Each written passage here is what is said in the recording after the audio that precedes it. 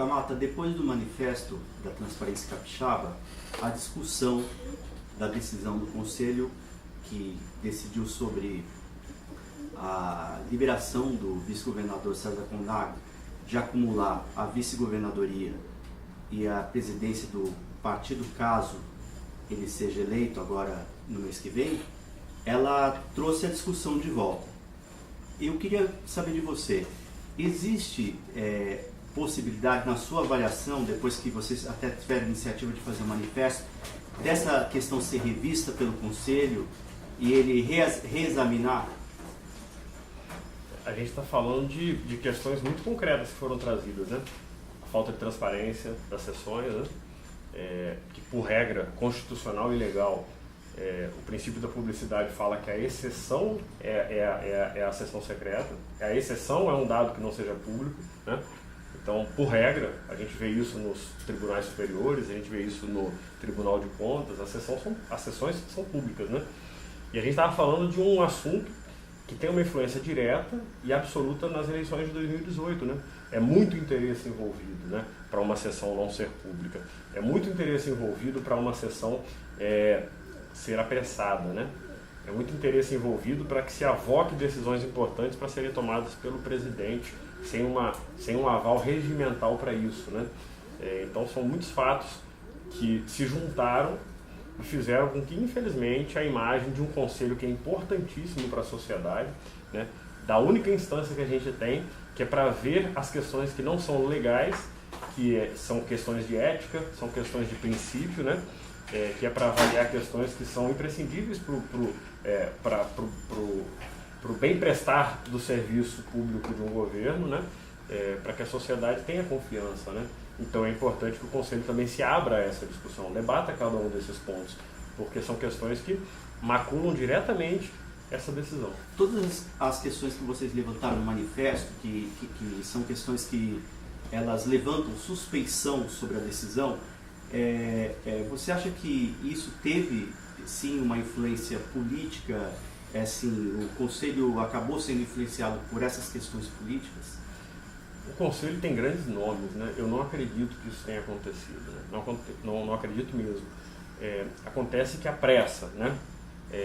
A forma como o debate é feito, né? A falta de transparência, isso acaba levando à facilidade de determinados atores intervirem nas decisões, né?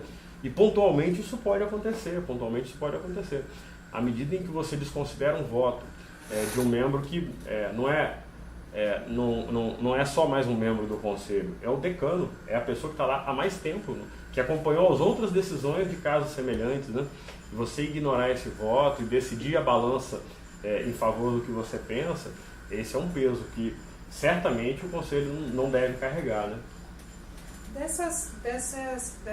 Desses problemas detectados, né, nesse processo que levou a essa decisão, qual deles você acredita que seja mais grave? O voto ignorado, o conflito de interesses, a falta de publicidade, o alcance, né, dessa decisão? Qual deles para você foi o ponto mais grave desse processo todo? Esse caso só tomou o vulto que ele está tomando porque foram muitas pequenas falhas, né? Quando você junta isso tudo, né, qualquer um chega à conclusão que essa decisão ela não tem como se sustentar a menos que ela seja ratificada por uma nova votação. Olha, o Conselho entende dessa forma sim, né? O conselheiro que estava ausente, ele mudou o voto dele e entende assim, e justificar esse voto, né? Mas não dá para manter da forma como está uma decisão em que pelo menos duas conselheiras estavam ali, mas na nossa visão não seria oportuno que pessoas nessas condições estivessem lá, e então já são 2 votos a menos. E o voto contrário, que foi ignorado pelo conselheiro... As pessoas entenderem, as 2 conselheiras que o senhor está se referindo, as 2 que são servidoras, comissionadas. Então assim, o primeiro caso, né, é um caso que é mais concreto. É uma servidora do Tribunal de Contas. O Tribunal de Contas tem um código de ética. Esse código de ética, ele veda determinadas participações de servidores do tribunal em órgãos que se chamam de jurisdicionados, ou seja, são aqueles órgãos em que um momento ou outro o Tribunal de Contas vai auditar, vai fiscalizar, e é exatamente a situação do governo do Estado, né? Então, pro bono, ou seja, preventivamente, essa participação ela é proibida, ela é vedada, né? A Comissão de Ética do Tribunal de Contas ela já tem um parecer em casos semelhantes dizendo que o servidor não pode participar. Infelizmente isso foi ignorada essa questão e a servidora participa.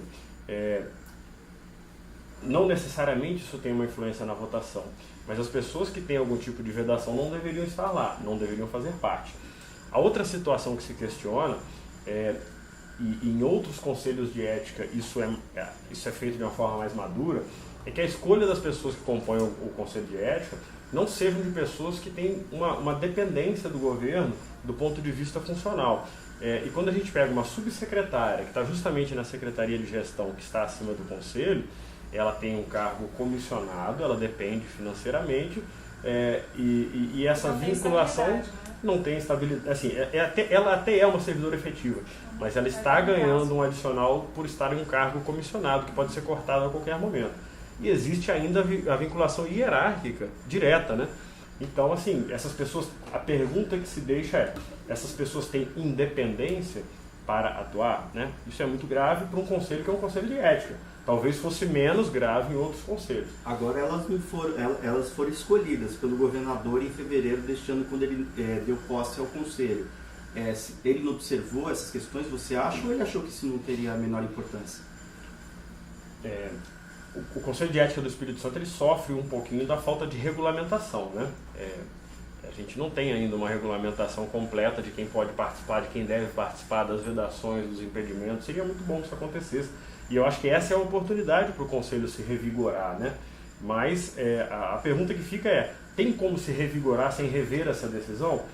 Do ponto de vista ético do conflito gerado, eu diria que não é possível. Não é possível porque as duas servidoras em que foi apontado esse conflito, elas votaram a favor da decisão tomada. O conselheiro cujo voto foi ignorado ou excluído, ele votou contra a decisão que foi tomada. Então você tem 3 votos e foram exatamente os 3 votos que decidiram. Decisivos, né?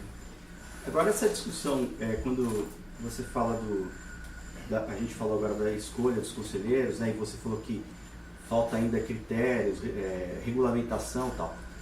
Essa discussão de escolha de conselhos tem uma outra discussão muito parecida com relação aos conselheiros do Tribunal de Contas, que também são nomeados, que é uma questão também que vira e mexe vem à tona porque se questiona um pouco as decisões, sempre se questiona, Chegou-se né? a ensaiar uma tentativa de se fazer uma escolha mais... Que acabou não dando certo, né? Com um representante da sociedade civil, né? O que você acha? É muito oportuna a discussão, porque ela é parecida, assim, não é igual, obviamente, né? A gente tem um momento em que a sociedade está discutindo muito a corrupção, né? E a Transparência teve 2 participações em campanhas chamadas Conselheiro Cidadão, e a experiência realmente não é boa do ponto de vista da resposta que os agentes políticos dão. E eu falo, né? Na última campanha, nós entramos com toda a força para fomentar, para incentivar que pessoas da sociedade que fossem reconhecidas pelo perfil técnico participassem, né? Nós trouxemos o autor de livros de contabilidade pública que mais vende livros no Brasil, que é um contador muito reconhecido, para participar da campanha Conselheiro Cidadão, participou da sabatina, deu as melhores respostas do ponto de vista técnico. Mas ele e 10 outras pessoas da sociedade não foram escolhidas. Por quê? Porque o Poder Legislativo ele se sentiu acuado e deu uma demonstração de força, indicando justamente um conselheiro que era condenado por improbidade, né? Então essa é a resposta que o nosso poder político dá quando ele está acuado. Então, do ponto de vista de solução para esses problemas, o melhor é que a gente tivesse, assim como as 10 medidas foram propostas, mas uma proposta que realmente melhorasse esse ambiente de fiscalização de contas públicas, né?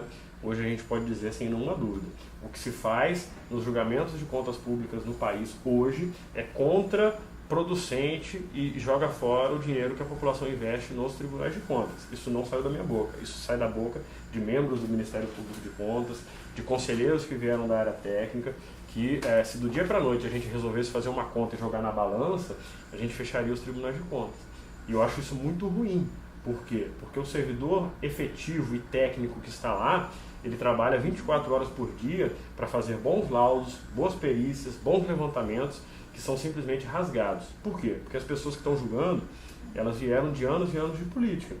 E na política você ou faz amigos ou inimigos, não tem o meio termo. Então ou eles vão ter um vínculo com alguém que eles vão intuitivamente querer ajudar, e esse intuitivamente é no mínimo, né? Ou intuitivamente eles vão querer atrapalhar. E é o que a gente vê. São duas etapas, né? Porque primeiro é julgado pelos conselheiros, depois vai para as respectivas câmaras legislativas, né? Que aí é um outro julgamento político que também... E o que você vê no dia a dia do Tribunal de Contas? São prefeitos que já estão em julgamento, indo fazer pedidos.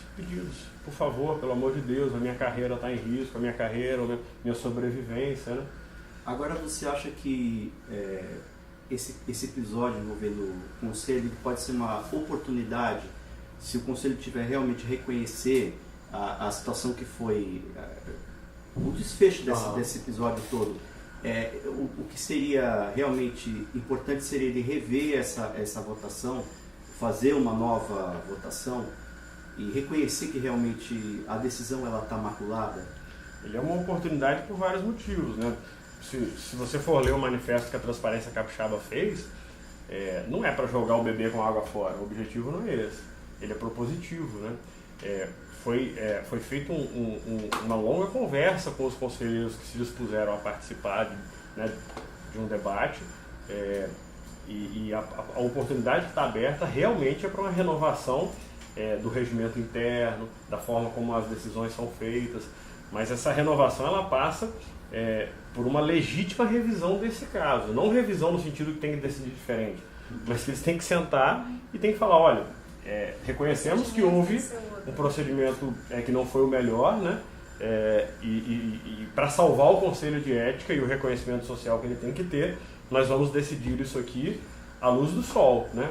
E o sol não tem jeito, o sol é o melhor detergente que existe, né? E caso o Conselho não decida por isso, não decida revisar, não decida acatar as sugestões que a Transparência apresenta no manifesto, qual seria um segundo passo? O que acontece é o seguinte, essa é uma decisão que o impacto dela é tão grande no mercado político, e aí vem essa infelicidade de ser justamente nesse caso em que as coisas aconteceram. Então são tantos prejudicados em abstrato no mercado político que ela vai ser judicializada. Isso é muito ruim, judicializar essa questão. Judicializar para a imagem do Conselho é ruim, né? Judicializar do ponto de vista da indecisão partidária é horrível, né? Então, assim, o ideal é que se sente à luz do dia. Veja, o Conselho ele tem esse poder de julgar primeiro os casos de conflito. Vem aqui, vamos sentar. O caso da conselheira 1 aqui, ele é conflituoso mesmo? Não é? Tem dúvida? Peraí, então preventivamente é melhor ela não participar dessa votação? Ótimo. A conselheira 2, a mesma coisa, né? E ainda sobram membros ali suficientes para uma nova votação? Tem que indicar outros? Indicar outros não seria o melhor cenário, mas o Conselho tem que ter quórum, né? Porque à medida que você indica um conselheiro que sabe que vai votar aquele caso que está em julgamento, já é uma decisão complicada, né? Então, o ideal é que o Conselho sente, né? E consiga resolver os problemas dele por conta própria, inclusive sem a ingerência do Palácio, né? Porque o pior cenário hoje é o seguinte, a gente sabe que são decisões que afetam positivo ou negativamente o Palácio Anchieta. E o Conselho de Ética ele não pode estar refém dessa pressão, né? Ele tem que ter independência.